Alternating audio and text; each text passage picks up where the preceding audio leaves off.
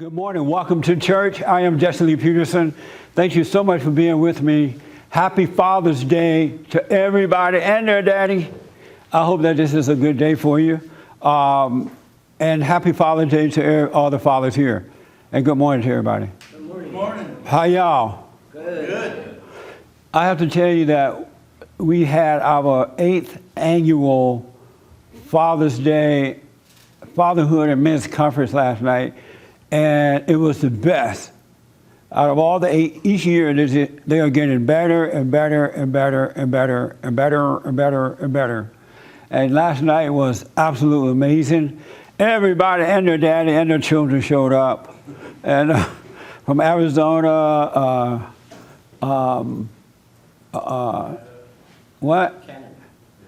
Nevada, and somewhere else, and all around the LA area.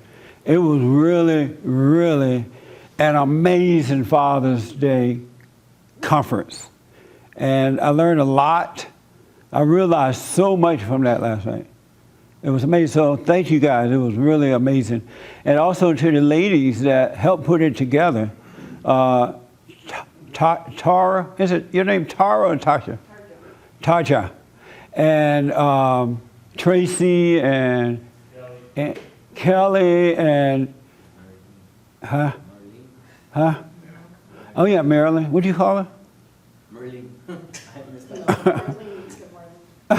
Marilyn and all the ladies. Thank you guys so much. The flower was so beautiful.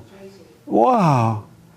Normally at events like that, when the event is over and whatever flowers are sitting on the table, you can give them away, but I can't get those away. They were just too nice. Even the little thing that they came in, that's not something you give away. You give away junk stuff, not good stuff. But it was absolutely amazing. The flowers, the whole setup. So thank you, ladies. You put that lady touch on it, and it made it really, really nice. And we don't take that for granted. One of these good old days, when the Lord is willing and the creek don't rise, we're going to have a conference for ladies too. Yeah. We have done that before in the past, but it kind of went away. But we'd love to come back. We had our a repeat of we started up again the women's forums on Thursday nights, the third Thursday. And wasn't it amazing the other night? It was something else. So hopefully that'll lead to something else and something else and something else. What else? Oh, I was thinking about how sad, how blind men are today. And it's kind of sad. And it's sad because they can't see. And all the unnecessary suffering that's happening, just suffering, immature, lack of growth.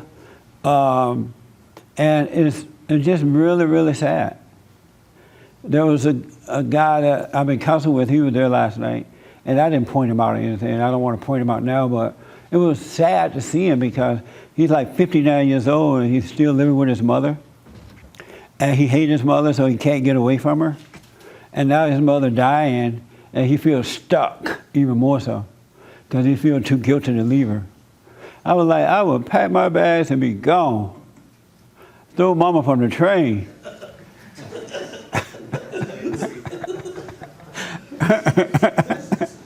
Would you?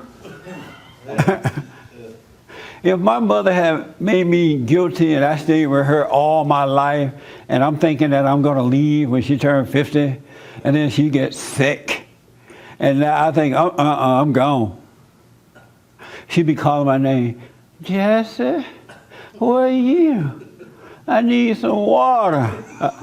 I'll be gone. But it was absolutely amazing.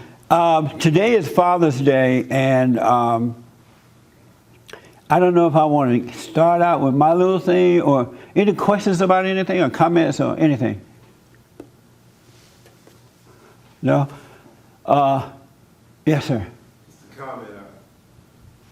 Just a comment. I was listening to the radio and I heard this woman, she does ministries and she goes into prisons and she saw Happy Mother Day's cards there, but there were no Happy Father's Day cards there, and it's a prison full of men. Yeah, no, that's typical. The one of the guys who was on the program came last night, and he brought his girlfriend with him, and so we had to tell him that you can't be bringing your girlfriend. This for men only. And then, so he sent her back, told her she had to leave. And at the end, I asked him, I said, why did you bring your girlfriend? Did you know that it was a men's conference? He said, yeah, I knew it was a men's conference, but I didn't know you really meant men. Like just men only. And I'm like, well, why would we call it a men's conference if it's not just men only? And he said, yeah, I know that, I understand that, but I still didn't know you meant men. And I'm like, yeah, we meant men. And then I was talking to some friends about it later, and they said, I think Patrick told me this, that he was listening to a men's advertisement from Steve Harvey or somebody, right? Were you the one that told me that last night? I don't think so. Somebody told me last night that they were, Steve Harvey and them, they put on a men's conference as well, but they were announcing the speakers who were going to be there, and the speakers were women. Preacher women and all that. Who told me that? Doug did. Oh, Doug told me that. And he was like, they have female speakers. I'm like, well, that's not a men's conference. That's a men and women conference. It's not a men's conference. And then somebody said, well, you know what it is? In America today, no one can imagine, well, not no one, most people can't imagine that all men would get together only nowadays. And men are afraid to do it because they don't want to be called woman hater. But I can't, it's not a men's conference if the ladies are there. You know? Did you have your hand? Okay. You know, I was thinking about this morning, what was interesting is that, some of the people that were on the panel, I noticed people talking, men today are looking for the culture to tell them, to set the bar, to tell them what to do. Yeah. And they don't have the same moorings that they used to have. And so I saw a lot of confusion. Well, some of these men they didn't have fathers growing up, see. And so they're out there looking, and I didn't realize how many people today are looking, sideways to see how to act now. Yeah. And it gets worse and worse, so they start acting worse and worse because they adjust their behavior. It's bad. That's so unfortunate because the world don't have the answer. The answer is within. It really is. Did I see your hand? Oh, okay. Jim, you surprised to see Patrick? I'm very surprised. Yeah, he came in for the conference, and Patrick is a fitness trainer and health eater. He tell you how to eater health. What do you call it? A health eater? Is that what you said? I'm a certified personal trainer. Right. And I own a business, a personal training business. And it's Greek physique. Greek Physique LLC. Yeah. So he came in, and last night he did a talk on health, and it was really, really good. He gave me one of his cards. Yeah. I'm kind of surprised that he is in that field, but we're going to have a lot to talk about, I guess, about that. Yeah, I've been very interested in that I kind of turned the corner, I guess when my daughter was born, or was it my mother's quadruple bypass operation? I remember many years ago you asked me, what is your mission in life? Have you found your interest, or because everybody should have a particular interest, I think, because everyone has a gift or talent for something, and I guess I got very interested in that. I guess now it's been about 12 or 13 years, and it really is amazing how people. I don't want to talk a lot about it. I could go on forever, but we eat so bad in this country. Yeah. It's unbelievable. I mean, that's what makes guilt. we eat a standard American diet, SAD, SAD, perfect acronym. And I have, I think I mentioned to you that maybe sometime we can do maybe with Pat and me, and Brian Mizaraka is very interested in that. Maybe we could do a little talk on that. Yeah, Brian gave a testimony last night because Pat is Did he? is training him by Skype. Yes. And he talked about how much Patrick has helped him in such a short period of time to lose weight, eat right, Right. get himself together. So if you need help, Patrick can do you by Skype. You don't have to be there. He also is an expert in that. He write an article. Is it a weekly column for the Tennessee Star. on health and fitness? Isn't that something? I like, there's just simple things in the Bible, like Jesus said, the medicine is in the leaf. Yeah. Things like that. There's But he all didn't kinds mean marijuana. He didn't mean marijuana. That's right. All the But, drug addicts tell me, oh, Jesus said it's in the leaf. So what's wrong with marijuana? I better stop right there. Yeah. You smoke pot? Never have. You know, he Never- didn't mean the never have. marijuana plant. But, so yes, so you guys see Patrick before you leave. He's a really good expert in it. Esteban was saying this morning, he really made you think about that, right? Yep. Yeah, how you eat and stuff. He's really, really good at it. It's something that Patrick has wanted to do all his life, ever since I've known him. And he worked with us for a long time, and so the time came where he can start his own thing. And it's really growing really fast here in Tennessee and around the world, really. Yes, ma'am. Okay, I just wanted to sort of spring off of what the gentleman here was saying about what A men. little louder for me. Okay, I just wanted to, talk about a little bit about what he was saying about how men. Can you hear me now? Yes. Uh-huh. Okay, how men are don't have this or that the way men used to. Right. And there is a series of videos on YouTube. And so you should do a search for a gentleman named Yuri, U-R-I. I think his last name is Bezmenov. But anyway, he used to be a Russian agent. So you can even put Yuri, Russian agent, up there. And the video is from the 60s. And in this video, or series of video, he talks about how many generations it takes to decimate a society. And there's a whole protocol that they have for destroying a society and then restoring it to what they call normalization. So based on his criteria, it looks like that's what's been in play in the United States. So when you see the people today, these are the fruits of that system.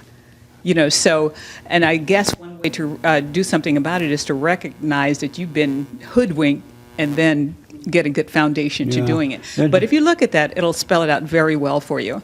There's definitely a setup in the world to destroy men and destroy the family, for sure. You know, I was thinking about my relationship with my father before he died, and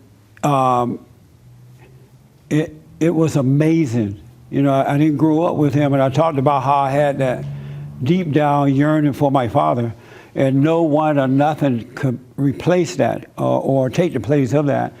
And then God allowed me to see that I was, that I needed to forgive my father so that I could return to him.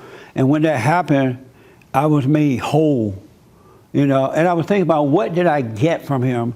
Because a lot of people think the purpose of returning to the Father is to get something physically from the Father. You know, you want his love, or you think that you're looking for something materially from him, but that's not it. In the Bible, it talks about how, you know, God is the tree, or he gave an example of the tree and the vine. And everybody who has been separated from their fathers, for whatever reason, has been separated from the tree. And as a result, and the tree gives life. And as a result of being separated from the tree, they are dying.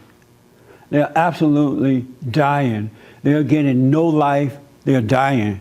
And I realized when I returned to my father, it's like I started to live. I started to get life rather than death. I started to see clear. You know, he took away the fear. He took away that yearning for the Father in that way.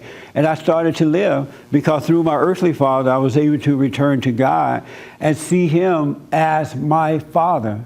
And then now I'm learning to live with him as my Father, and not as God that's out there in the sky somewhere. And every day I'm scraping and grinding and trying to get to him. I totally see him as my father. And from that, I realized that the reason men and women who are seeking God don't know how to have a relationship with him is because they have not had a good relationship with their earthly father. And so they have this false illusion of what their relationship should be and will be with God. It's nothing like what you can imagine. It's like kids who have a relationship with their earthly fathers, they just go through life living. They're not begging and whining, and they don't have fear. They just absolutely trust their fathers. They get up every day and go with their day. They know they'll be fed, they'll be taken care of. They know that their father loves them without having to say, I love you. They just know it. And that's how it is with God. When you return to him, you're going to see him as your father, but you got to love your earthly father first. Then you'll see him as your father, and you just live your life. And it's a mistake, too, to be like begging him. You know, like, please, Lord. Oh, Lord, I'm so sorry. He doesn't care about all that. He loves you. He's your father if you've been born again. And he knows that you're going to make mistakes along the way. But like an earthly father, a good earthly father would do, he wouldn't yell at you and curse you out and be impatient with you. He just let you see that you were wrong and move on. It just, you know, it reminds me of what I imagine Jim and his daughter is like. You know, you see her, and I remember when she was born, and she just grows up and runs around and she does her thing, and you can see she's comfortable with her father. She has no fear and all that kind of stuff. That's how the relationship is with God. It's not all this other madness that we've been taught. And God is not making us feel guilty about anything. He's not, when you mess up, he doesn't come and say, you should have done that. He doesn't care about that. He just wants you to see you got off track and get back on track. No big deal. He's not going to remind you of it or any of that kind of stuff. He just let you live. It's just living, really. Just you get away from all this false teaching about God. Like you got to learn the scriptures and quote the scriptures. You got to, it's just, you know, the crazy stuff we've been taught about him. And the reason that other people taught us that way about him is because they have not had a good relationship with their earthly father either. But I have to tell you, everyone who has anger, who has been separated from their earthly fathers, they're dying. Mentally, emotionally, and spiritually, they are absolutely dying because there's no other way to get life unless you return to the tree of life. You're not going to get it any other way. You got to return to the tree. And most people are not doing that. You'll be surprised at how mean and nasty people are. I interviewed Dennis Prager, and he talked about humans are not, he said they're innately evil. And we tend to want to think that people are good. People are not good. Take it from me. They are not good. They only can be good once they are born again, once they return to the tree of life, and then you operate from his love, which is all good all the time. That's the only time people are good. But people are not good. Your daddy, your mama, your sister, your brother, your cousin, the sister in the alley, people are not good. And you can't trust them. That's why God said, trust no man or woman, because they will turn on you, because they're not hooked up to the tree of life. They're left that. They're out in the wilderness, and they're trying to survive, and whatever it is, whatever it takes to survive, they will do it. If it means destroying you to do it, lying on you to do it, they'll do it. And so you can't trust them. Now, that doesn't mean you walk around, oh, I can't trust that. Don't think like that. But just know you can't trust them. They'll turn on you. But I urge you, you got to return to your earthly father. Nothing else is going to make you whole. You got to love your fathers. And most men and women are yearning for their fathers. That's what they want. That's what salvation is about. It's about returning to the Father. It's nothing else. And once you return, you can live. And all your plans and all your goals and all your studying and all your stuff is keeping you away from Him. because you think that's what you need, when you really need the love of the Father. And the feminist groups, the children of the lie, they know this.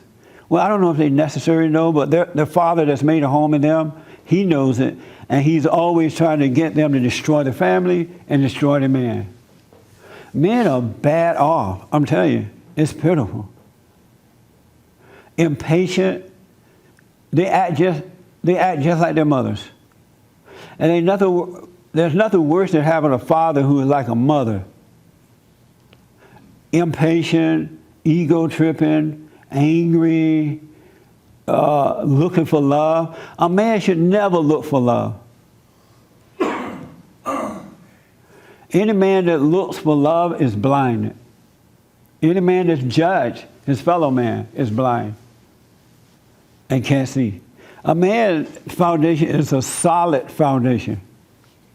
At all time, it endures all the things that the enemy throws at him, and it also endures the different thoughts of the mind. And when you can endure those two things, you can be free. When you can endure what your enemy throws upon you, and when you can endure the thoughts, you can be free. Everybody and their mama on medication and drugs and anti-depressant medication, all in the name of Jesus. There are so many Christians who are on, and I'm thinking about some now as I'm speaking, who are on anti-depressant medication for post-traumatic stress disorder, post-traumatic slavery disorder. How can someone convince you to take medication for post-traumatic slavery disorder? You know something's wrong. You go to the doctor and you're like, doctor, what is wrong? And they say, well, from what I can tell, you have post-traumatic slavery disorder. Oh, what can you do, doctor, to help me? Here's some medication. You take these pills and they'll bring you down and relax you for the rest of your life. People are doing some crazy things because you're of your father, the liar, and when you believe in a lie, it controls you. It absolutely controls you. Isn't that amazing? You know, Joel, you asked me about what do you do about the anger once you forgive? Do you remember that? Ask me that again so I can make sure. It's such a good question. When you've forgiven both your mother and father, but you still have anger, it hasn't left you, where is it coming from? You hear the question? Once you forgive your father and mother, and you still have that anger, what do you do, or where is it coming from? Yeah. Oh, okay. Anybody want to answer that? Anybody have that? You forgave your parents, but you're still mad. No one? You have that? Okay. That's a good question.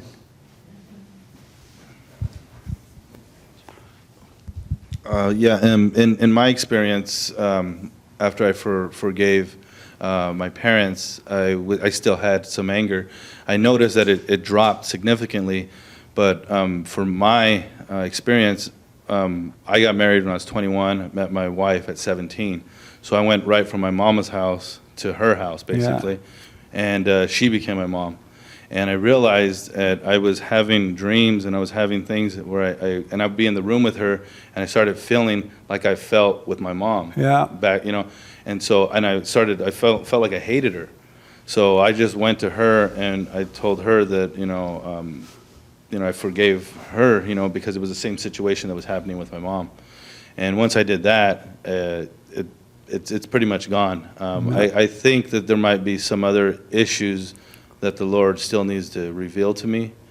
But you still feel anger sometimes?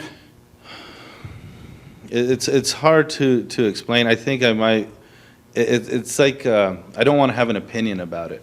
I don't, because I don't get angry like I used to. Yeah. So if I feel something coming up, I just don't have an opinion about it because I want it to be revealed to me that it's actually gone. So I'm not going to have an opinion about it. But yeah, I still see things coming at me that can get me angry. Yeah. And I just have no opinion about it, and it goes on. So I'm just in that spot, just waiting for the Lord to reveal to me if there's anything else I got to forgive. And he's absolutely right. So once you forgive, you're done. You start to wake up, and now you're aware of that spirit that's trying to make you feel that way, right? But just watch it without any opinion about it. Don't play God with it. Don't say, because Satan will tell you, oh, there's still something else going on. He'll tell you there's some things that you don't see, and you still hate somebody. You hate yourself. Don't believe it. The deceiver is trying to deceive you to get you to believe a lie again. So just watch it and have no opinion. Because when you have an opinion, you're judging it. You'll say, oh, maybe I hate my friends. Or maybe I hate myself. Or maybe I hate this. And that's where the problem comes, because once you believe into that lie and start analyzing the spiritual things, then you lose. But have no opinion. Just watch it, and it'll be gone. Eventually, because God's going to take the mind of Satan away from you. And as you mature, it gets further and further away from you. Then you can see the devil and resist him. So will I be revealed something, or will I see something that's causing it so I can get away from it, or it's going to fade away? That's a very good question. Don't even wonder about that. Just from that point, the point you forgive your parents, you just start living. And don't wonder, am I going to see the cause of it? Because there might not be anything there at all. You could just be believing a lie again about something, but because you don't see yet, you don't quite understand how the devil works, you could be believing in a lie. And then once you believe something, you think it, then you feel it. And then you want to act out. But once you start doubting every lie, you're not going to feel anything after a while. But don't even worry about that, because he's with you now. He allowed you to see that you needed to forgive your parents first. And once you did that, you're free. That make sense? Yeah, so just relax and go for the ride. And you'll look around one day and it's going to be amazing. But just go for the ride. And do you still, what do you call that? With people? Yeah. What's that word? People pleasing? Yeah, are you still people pleasing? When I catch it, I try to face it. But when sometimes I won't catch it, and then I'll realize later, like, Yeah. I did it. But when I catch it, I try to deal with it in the moment. By doing what?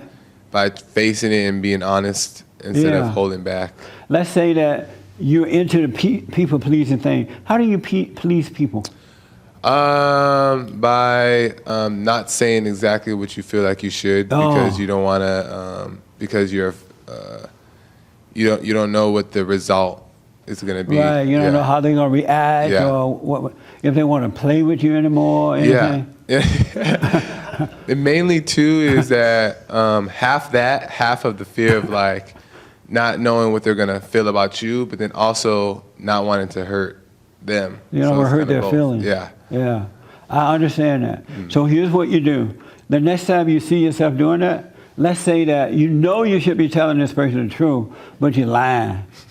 And then so just watch yourself.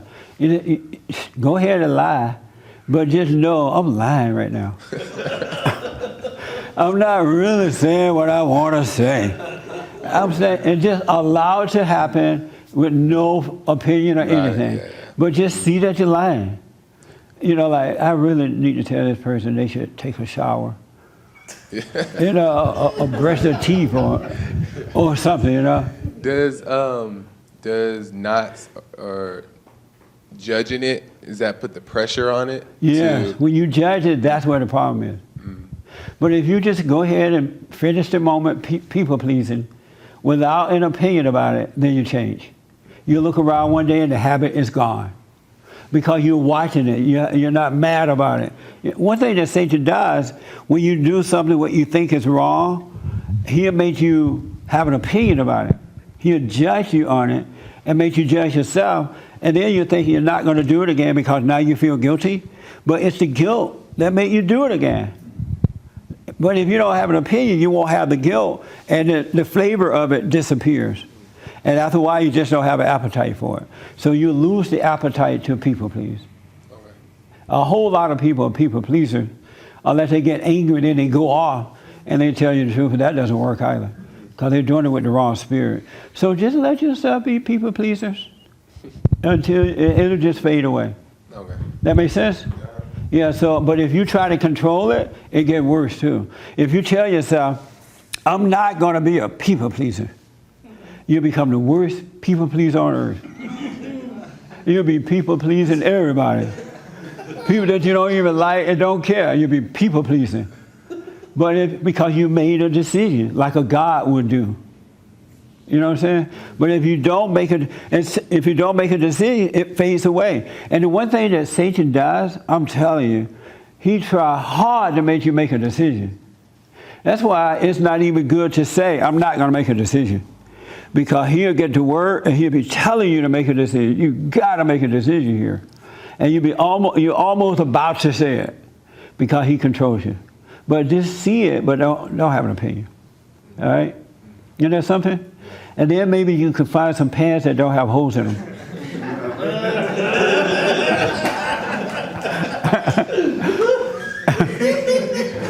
Joel been coming to work for 2 weeks, and every day he have on. I'm like, boy, do all your pants have holes in them? What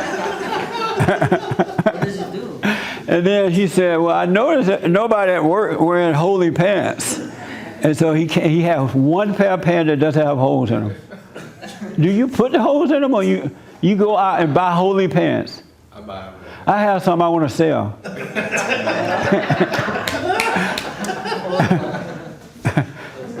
But I saw right here. Joel is our new audio engineer for the radio show. Good guy. Go ahead. Yeah, I just wanted to tell him that so you said sometimes you catch it as you do it, and sometimes you realize it later you do it. Most of the time when you realize it later, it's a lie. Because once you realize you're a people pleaser, it's already on, you're conscious of it. So every time you do it, it's on your radar right then and there. And if it's not there, you think about it back and you realize, oh, I pleased again. Most of the time it's a lie when you have to think back, because I had the same problem where first you don't even know, every problem you really have, it starts off with you don't even know what people pleaser is. Right. And then it starts off with you realizing you're that. And then it goes on by, next stage is like you see yourself doing it. And then the other stage is, it's not there no more. That's right. Yeah. Yeah. That's good. Let me ask, were you raised by your father? Yeah. Were you close to him? No, that's the other thing I wanted to share, that I grew up like my mom always building this intimacy with me, relationship. So the dad was kind of the stranger in the house. Yeah. And he felt like he kind of yielded his role in the thing. So in our culture, man is expected to provide. So he thought as a man, as long as he's providing, it's okay, So he worked hard and, but as I grew, it felt like he was a stranger in the house. Yeah. And then recently I took a road trip with him. And he's the type of guy Just the two of you? Or, yeah, just two of us. Without mama? Yeah. What, did she know y'all was leaving? No. You guys sneaked off? No, Y'all snuck off? we went to visit my brother who lives in Sacramento. Oh, okay. So, and then I really got to like him, and because I always wondered, like, he's a popular. The guys, his friends would always call him, Yeah. They would try to snatch him away from each other. You come to our house, whatever. And I always wondered, what makes him popular. And I realized he's a really cool guy, Yeah. And we just, I never was intimate with him because my mom would always come. We will always have secrets behind him. So, don't let him find this out. Don't let him find out because he's the monster.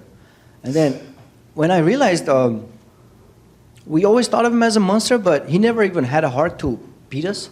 Right. My mom would beat me up, but my dad barely slapped one time underneath my foot, And then I realized, he must have never had the heart to hit me because Yeah. that's the only place he could hit me, the least painful spot on your thing, on your heel, On your foot. Yeah. Wow. And so the real monster was your mother. Yeah, but I have realized that earlier. It's just recently I realized the reason I never was intimate with my dad because he interfered and my dad had no room in there, basically. So he yielded that. Yeah. And he thought of it, okay, that's probably mother's role. Let me just go and bring the bread at home, you know? The one thing I want to say to Armenians, Armenians need to get away from this idea that once you get married, you let your parents stay with you. They got that bad. Like they'll get married, and am I right about that? Absolutely, 100%. They'll get married, and then daddy and mama live with them. Everybody living in the same house, and then grandma, and then the grown sisters or brothers, they're not married. Is that right? Mm-hmm. That's not a way to live. Usually the oldest, the then youngest son everything- lives. One of them has to, basically. So the victim is usually the young son, because the daughters get married, they go. Older son is allowed to go. So the younger one has to bear that weight, basically. Where did that idea come from? It's a way to, quote unquote, honor your parents. That you don't leave them alone. You're there. Who came up with that idea, though? That's a trick. It's a cultural, I don't know. Wasn't that a trick could they were be- playing?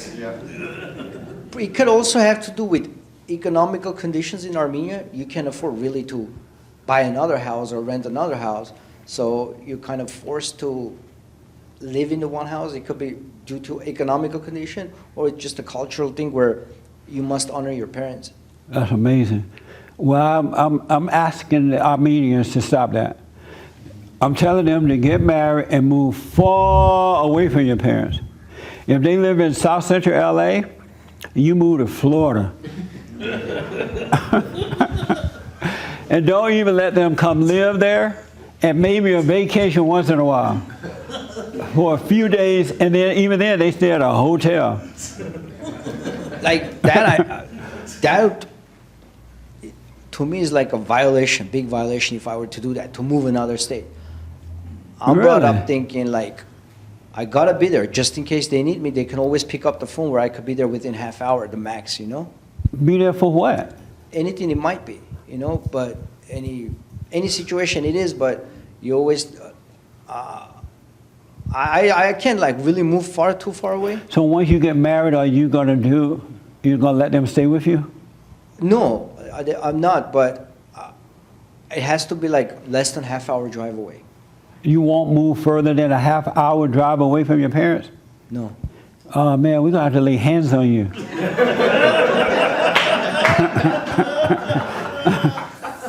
We're gonna have to lay hands on him. This is bad. We keep on praying and doing the prayer. God, Yeah, but help as me. an adult, I mess up a lot where they bail me out so much. And that part of me would not allow me to move too far either, because there's that obligation in me which You feel probably guilty. you won't, huh? You feel guilty, or no one would be there to bail you out. No, they bailed me out at an age where they weren't supposed to. I was old enough, but they did. So I owe them. And that sense of debt that I Yeah. owe would not allow me to move too far. This is why you shouldn't bail your children out. Let them suffer through whatever they got to go through. Do not bail them out, because you'll be bailing them out the rest of their lives. You really will. Do you love your father?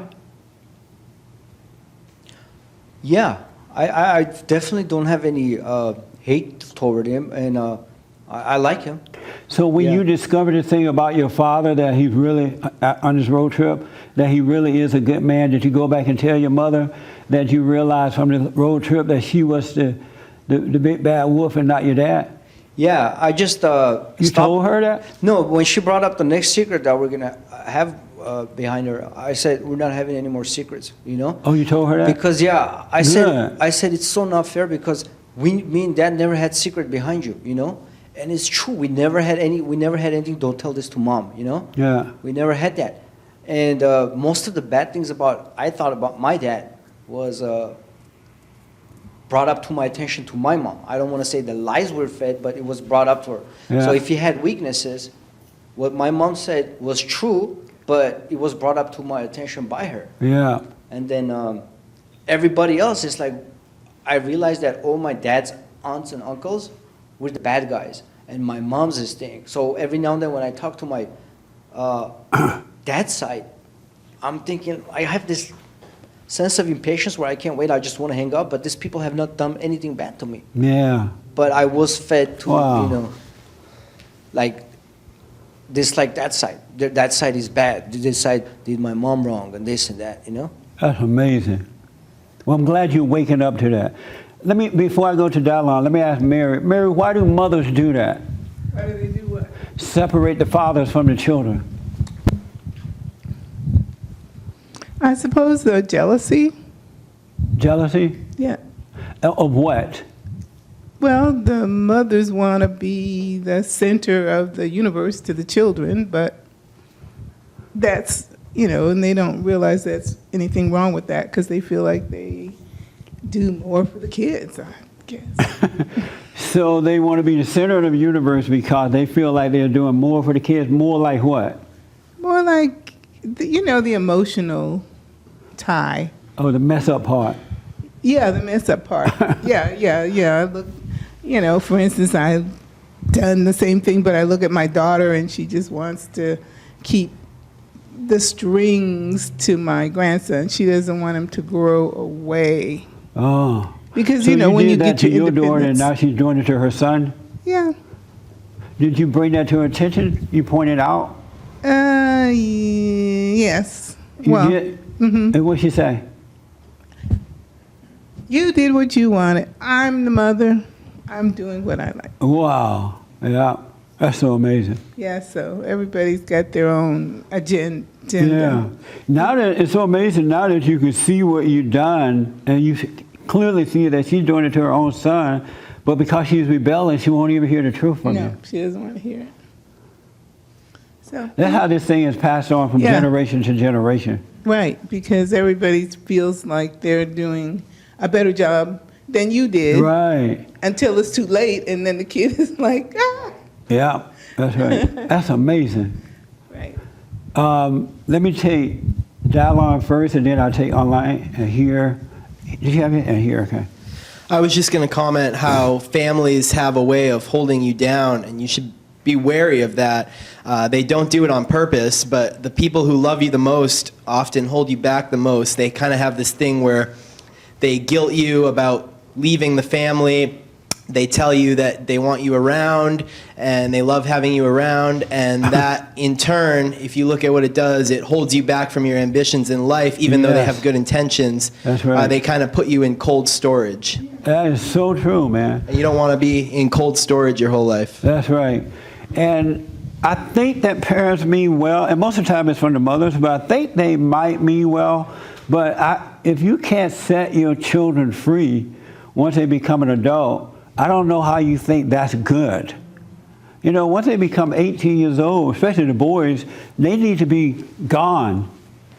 Every boy, every male that is, well, not every, because some situations you can't help, but every male that's lived with their mother after 18 is a sissy.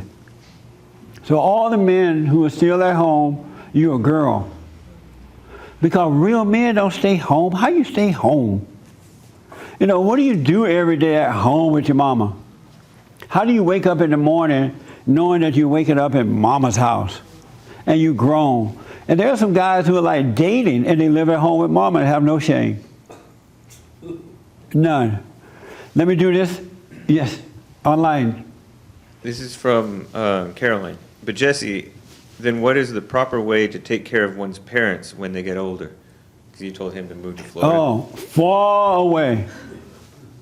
When they're really Far farther away. I was talking to a guy this morning about his father. His father's like really mean. He's old and mean. And I'm like, well, how do you feel about the way your father is so mean? He said, I just want to kill him. I just feel like knocking him down. Something like that. And I'm like, I sure understand. But I said, you just need to get away from him. You need to move on. But what happens is, to answer Caroline's question, when we forgive, you know, our parents for what they've done, and God forgive us, then you see the right way to love your parents. You see the right way to love everybody, and you see what to do and what not to do. So you can't plan in advance of what to do because you don't know what tomorrow is going to bring. But what you should do is overcome the anger that you have for them. Then you can see what to do. Because one situation today might call for an action that will not, the same situation might not call for the same action tomorrow. And so when you love God with all your heart, soul, and might, you live moment to moment, and whatever is happening, you deal with it accordingly. And that's the way to do it. The way to honor your parents is just don't hate them. Don't be angry at them. And then you will see how to love them. Yes?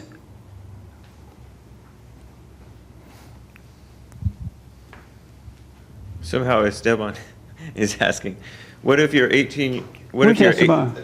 My wife, probably. Yeah, Oh, your probably. wife. Mrs. Esteban. Hi, Yeah. Mrs. Esteban. It's for real. What if your 18-year-old is in college and living at home? Is that okay? No. Make them get a job and get an apartment. No. Make them get a job and get an apartment because they'll grow up stronger, earning their way and making their way happen. So no. Let them go. You have an 18-year-old? No, but we've talked about Oh. when he gets 18, and I'm like, you gotta go. She said, well, I'm sorry. Come over here.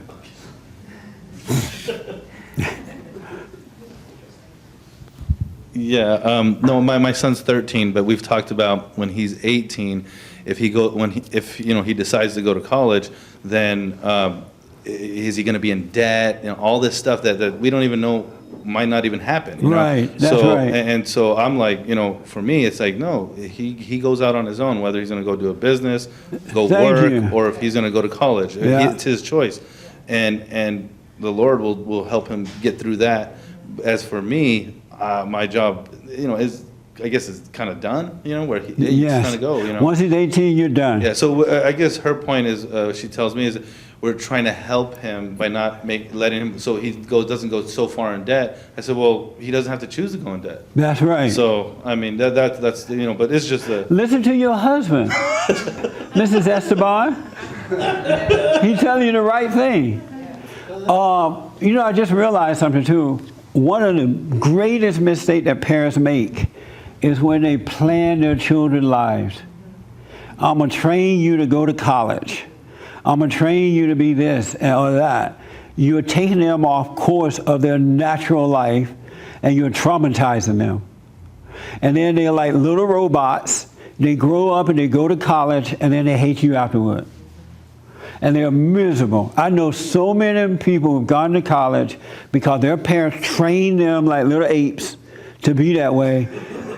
And now they're depressed. They are on medication, and they hate their parents for that. Because that might not have been God's plan for them. God may have something else. Maybe they want to be a plumber or something, or a cotton picker, or, But out of the parents' own insecurity, they train them to be little college robots. And now they're unhappy. What parents should do is get rid of that anger and be a living example morally and spiritually for your children, and God will guide them in whatever He wants them to do. He really will, and then they'll be happy and they'll love you for it. But so many parents have trained their children to go to college. And some of the worst people on this side of of heaven, have degrees. They've gone to college and they're dumb as a doorknob, unhappy, stressed out, and it's the parents' fault because they took them off their natural course of life. God has a plan for everybody. As long as you keep that straight and narrow, your gift will find you and you'll be just fine. Because your son might not want to go to college. He might want to do something else in life. He already has this gift inside of him, and it'll just grow if you stay away from it. You shouldn't be planning like that for this boy to go to. Don't let them plan your college stuff, all right? You just do what's right, have fun, work hard, treat people the way you would like to be treated, speak up for yourself, and you'll have the best life. You really will. And don't be mad at your parents when they argue or When mama's trying to take over your life, you tell her to back off. You say, back off, mama, or I'm going to tell daddy. All right? And don't be angry. And I'm telling you, you'll have the best life. You really will. So leave this boy alone. And listen to your husband. God said every time the man listens to the woman, he suffers. Isn't that something? Where was I? Yeah, him right here first and then here. Wow, look what time it is. Question going off that. When somebody takes care of you while you're trying to figure things out, let's just say, or whatever. Or like if When somebody does what? takes care of you when you're trying to figure something out. Or in a situation where you're like, when she said he's 18, do we take care of him while they do the college thing or whatever? Isn't that, and I'm asking, Right. if someone takes care of you and you're not doing it on your own, then you can't really rely on God when you're really struggling. That's correct? right.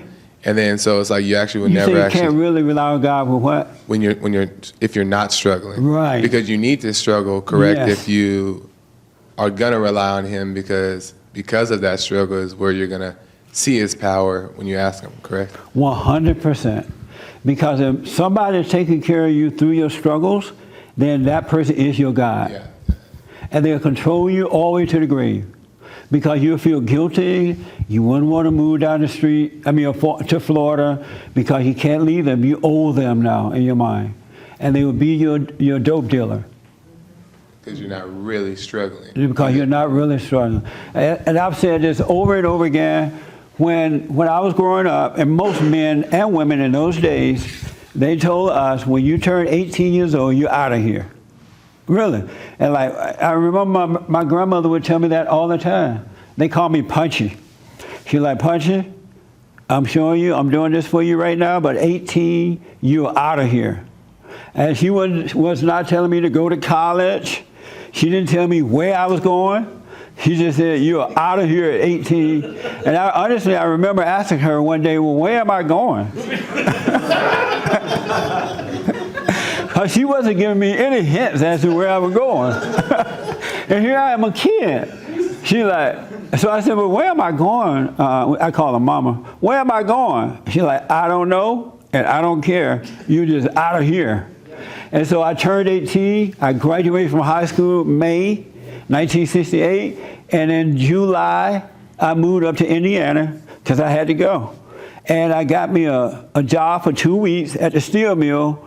And I made one paycheck because I hated Indiana. Didn't want to stay there. I wanted to come back to California. I made one paycheck, and the day they gave me the paycheck, I quit and moved to LA, and I've been out here on my own. And I went through hell from 18 to like 30-something. It was hell. I had some fun days too, but it was hell. I lived in roach motels.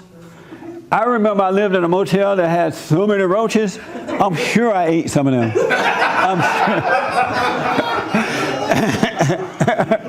And I'm sure that when I was sleeping, you know, you sleep with your mouth open.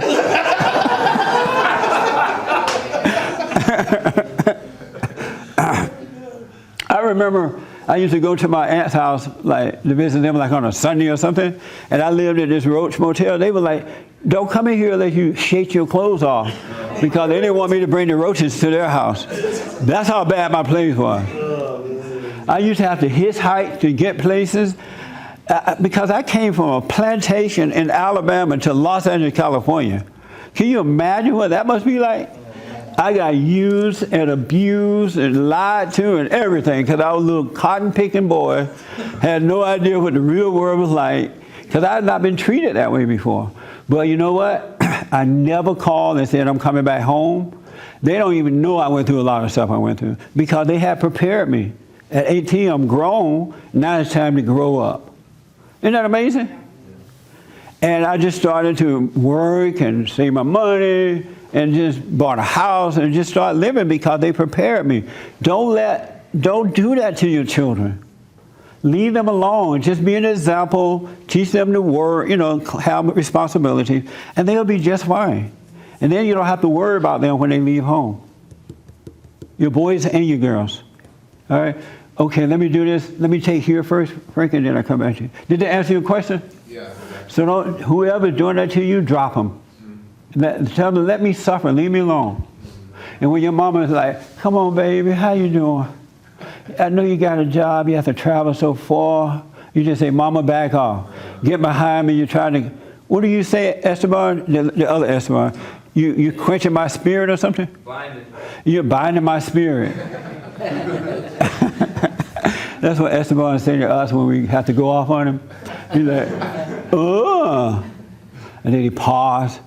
You're binding my spirit. Yes, sir. Jesse, I just had a question in regards. I have my oldest son. How old is he? He's 24. He's incarcerated, and actually yesterday while we were here at the conference, my mom texted me and said that that he was in an infirmary and he's getting all these tests done, and that he's done doing all this stuff. And he's, I've been trying to help him for years, and I feel I feel bad about saying this, but when I get up every day, I don't think about him. Yeah. I don't feel bad. I used to, and for years I would go and find him. He lived on the streets and did drugs and all that, and he's been doing it for years. He spent 3 years in prison already. He might be going back. I don't know. And for me, I have a little bit of guilt about that, and I haven't forgiven my mother or my father. And Why not?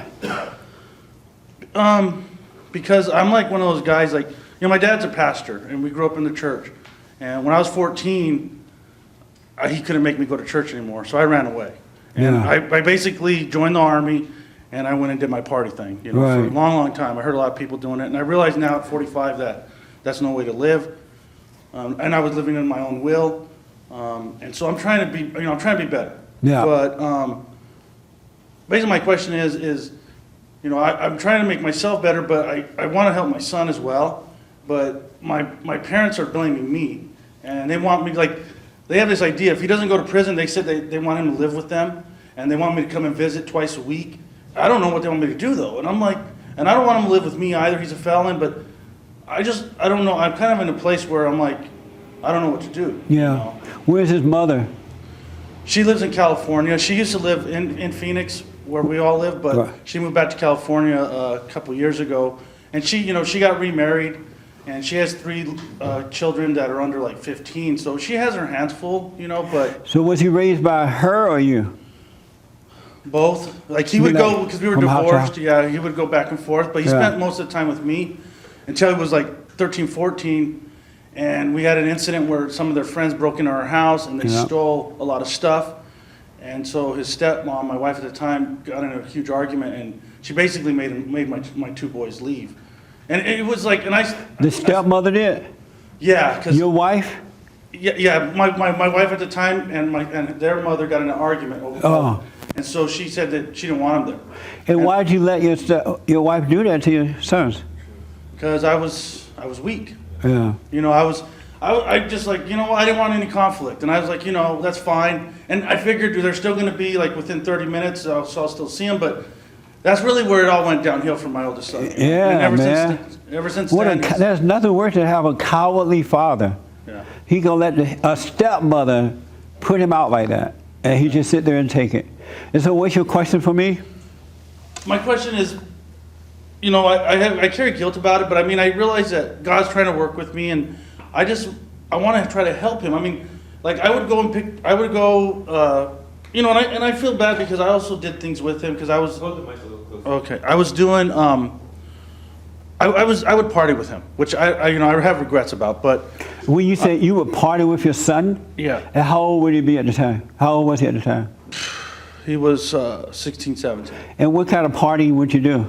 Well, I'm not going to necessarily say I would party with. I would do things in front of him. Yeah. And I would tell him, hey, you need to go in the other room. But I realized that doesn't. I realized at the time I was lost, and I realized that I was just doing about it wrong. But I want to help him any way I can, and so I don't know if he's going to go to prison. I don't know yet. Yeah. He may not, and if he doesn't, my question is what could I do to really help him? Yeah. This is so easy. Yeah. This is like cake and ice cream. Really. Yeah. With strawberry pop. You go to your parents and forgive them for what they have done to you. because you resent them. That's why you can't see how to deal with your life, your kids and whatever, the women in your life. So you got to go and forgive your father and mother. And when you forgive them, God will forgive you, and he will open your eyes so you can see. Then you will see how to deal with your son. So go deal with them, and then tell them to stay out of your life and stay out of your kids' life. Because I'm sure it's the mother that's trying to make your father go along with it, because normally fathers don't put up with that. Am I right? Yes. See there? Yes. Normally the father was like, no, he's going to go suffer. Well, my but father- he listened to his wife, and My father, he's older now, and before he didn't want my son there. Yeah. Because Yeah, he's that actually was stayed right. with them and he stole from them. He just Yeah. created a lot of chaos in Yeah. their house. But now he's older. He's like, I bring don't know. him He back up a wants to little. help him. He wants to Yeah. help him. Because his wife has convinced him. She got the better of him. And if he doesn't be careful, she's going to kill him. Your dad going to die first. Because he's stressed out being controlled by the wife. But here's what I would do. I would, again, go and forgive your parents. I'm sorry for being angry at you. You messed me up. That's why I ran away. And all that stuff. And I'm sorry for being angry at you, because that's why you've done this failed with your family. And then go to your son and say, you know what, son, I'm sorry I let you down. I'm weak, and I do apologize for that, for partying with you, bringing a stepmother into your life, and all that stuff. And I'm sorry for that. And forgive your mother too. Tell him to forgive his mother. I'm sure she messed him up as well. And then once you do that, be done with it. Let him go out and find his own way. Okay. Because once you forgive your parents, God's going to forgive you. And now that you admitted you're wrong to him and you're sorry for it, there's nothing else you can do. And you can advise him he should forgive so he can get over the drugs and all the anger and stuff he has. Just let him know you should forgive me so that you can feel better. I just went and did it with my parents. Tell him that. And if you want to get over all this drugs and stuff you're doing, you got to forgive. You got to let that anger go. And then leave him alone. Let him suffer his way through it. Okay. That's all you can do, because if you do anything else, you're going to keep him in that hell. He's going to use you and get worse. Yeah. But you don't need to be feeling guilty about this. You bring this guilt upon yourself. It's not God making you feel that way. It's Satan making you feel guilty. And in that guilt, he'll make you do things that you regret later, like help your son in the wrong way or do some other crazy stuff. That's not God. God just wants you to see that you're wrong, and he'll take care of you. He'll make it work for you. That makes sense? Yeah. So go to your children and apologize for not being a father to them and for whatever other mistakes you made along the way. Okay. And then tell your mother and father that they're not coming there to their house. All right, tell your father be a man. All right? Okay. But I'm telling you, it's going to change. And you see how your brother changed, right? Oh, yes, definitely. He's influenced you in a good way? Oh, yeah, very much so. I mean, I don't know, he's been telling me to go to our parents for months and months, but I can't do it. Why not? Because I don't want to, I don't want to be disappointed. I don't know if it's going to help me. I just have doubt, I'm scared. Like, when we were raised, my dad always told us that, I've never been baptized, and I turned my back on God, and I figured, I know God's there, but I'm going to go do my thing. All children turn their backs on God when they have weak parents, especially a weak father. All of them. All children, it doesn't matter how bad the situation is, when they have a weak father, they turn their back on God because they turn away from their earthly father.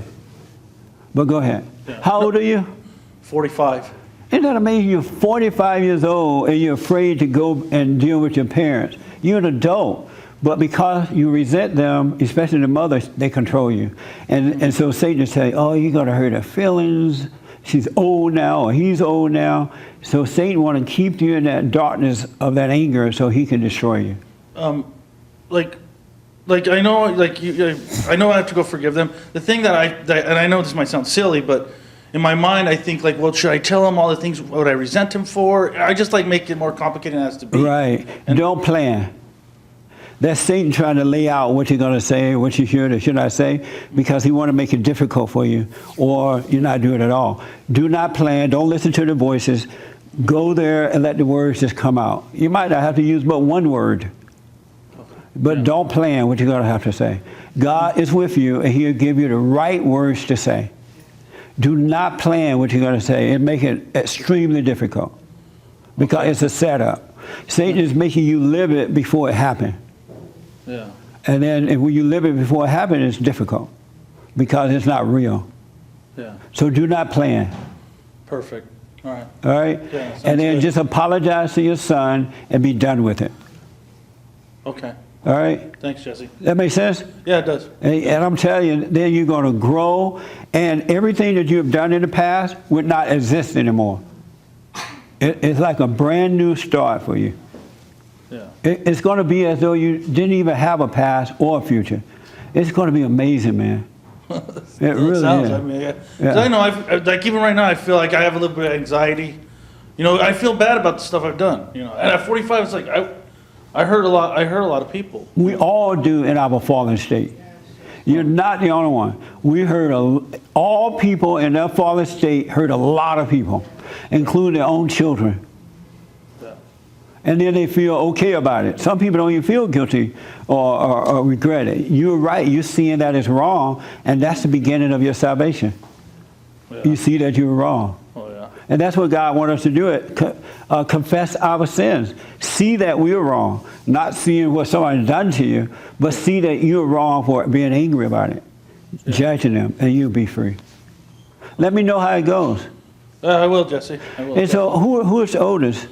I am. You look younger, but you know. Yeah, I'm premature I gray. didn't I got 6 years on him. Oh, okay. I have a twin. We actually, my twin brother and I are the oldest. There's 5 of us. How's he doing, the twin? He's I mean, he's doing okay, but I mean, I'm trying to talk to him, but he's like, he got messed up remarried too. to a woman, and last year we had the opportunity to go to the Marshall Islands and work there, and he actually met a woman there, and we brought her back From Marshall Island? from the Marshall Islands. Was he crazy? That's what we all said. What I'm was like, he thinking? And right now he's suffering for it. You know? Of course. You Yeah. don't go to Marshall Island and get a woman.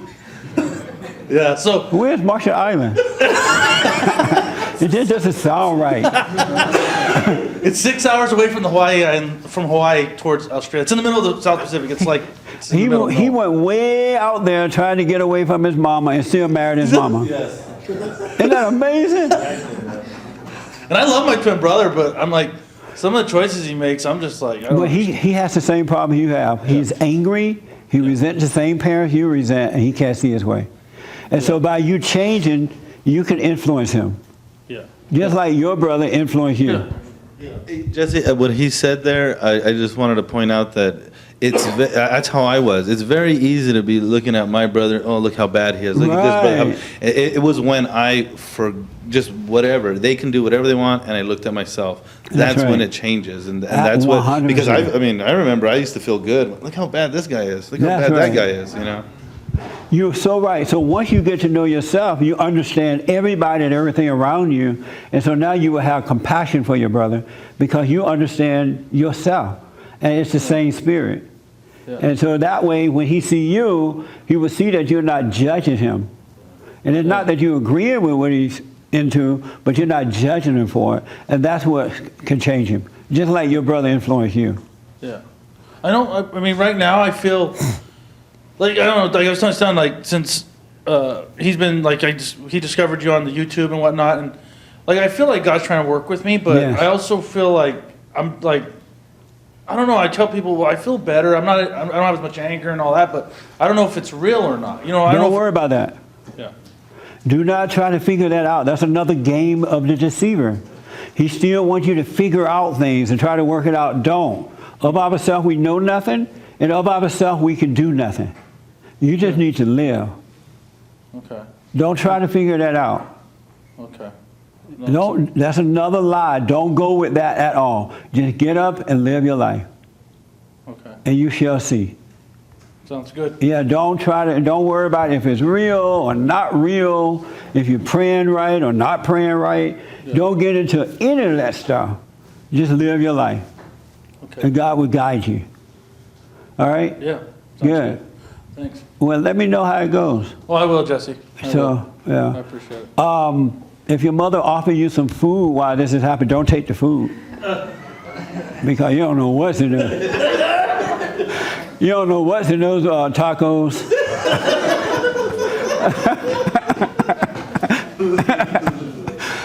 Oh, God.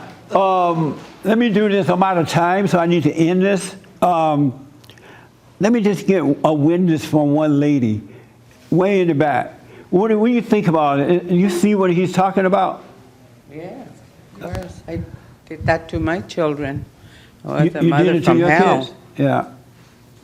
Yeah. Yeah. It's happening. And it doesn't matter what your race is. It doesn't matter if you're male or female. It's happening all over everywhere. And it has nothing to do with color. It's the spirit. Good versus evil. And if you can face that, you could be free. Right.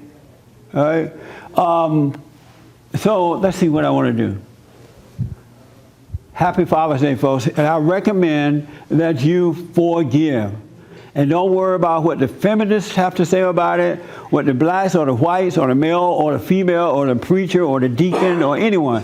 You got to get to know yourself so that you can forgive and wake up. And you'll be free. All right? Don't forget to donate. We need your tithes and offerings. What else? The men's conference is going to be up on, I guess, YouTube at some point, right, Armis? Yeah, in about a week. In about a week, it'll be up on YouTube. We'll let you know. Also, check out the radio show. Monday through Friday from 6 a.m. to 9 a.m. Pacific time, 9 to noon Eastern time. I want you to learn to speak up, but don't resent. Speak up, but don't resent, and you shall be free. And this is for men and women. All right? Men and women. Speak up, but don't resent. And leave your kids alone. Don't set them up to fail in life.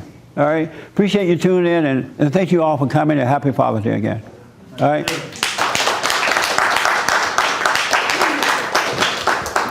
Yes. Yes, Hermes.